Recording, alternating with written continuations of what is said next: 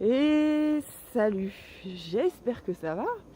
Voilà, je vous fais cette petite vidéo d'un petit village de la région du Volta au Ghana.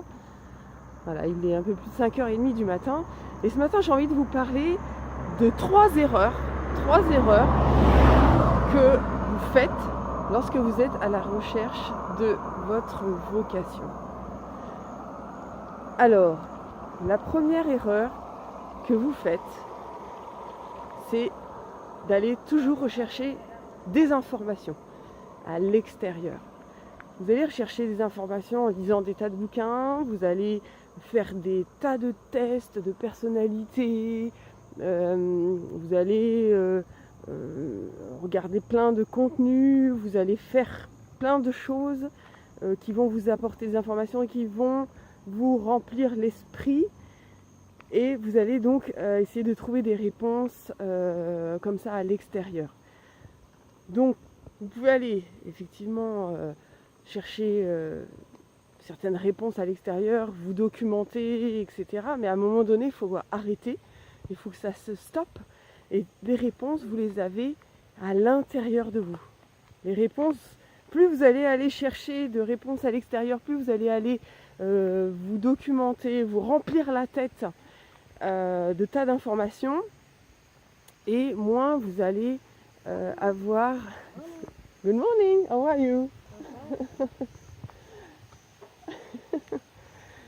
Et plus vous allez vous remplir la tête et vous allez justement ne plus avoir d'espace pour vous, pour aller chercher ce qu'il y a à l'intérieur de vous et pour ressentir les choses.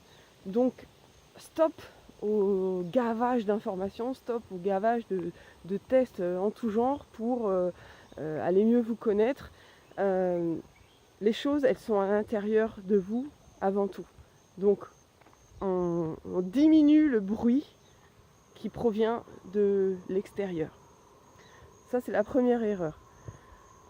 Deuxième erreur, c'est d'attendre. C'est d'attendre que les choses viennent comme une réponse toute faite, comme quelque chose qui va arriver comme une révélation et qui va vous dire que paf, ça y est, vous avez trouvé votre vocation, c'est ça, et vous allez avoir cette réponse-là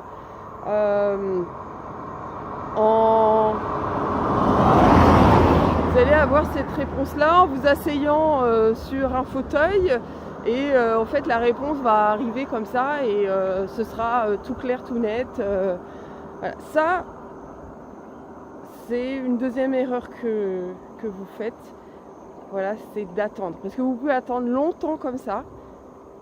Et vous pourrez avoir 36 000 réponses et ce ne sera pas clair. Parce que quand on a 36 000 réponses en même temps... ou à la suite, on n'arrive toujours pas à avoir de clarté sur sa vocation. Donc, arrêtez de penser que en attendant, vous allez avoir la bonne réponse. Attendre le bon moment, attendre d'avoir la bonne réponse, attendre que ce soit... que tout soit ok pour vous lancer, vous risquez d'attendre longtemps. Donc ça, c'est la deuxième erreur que vous faites.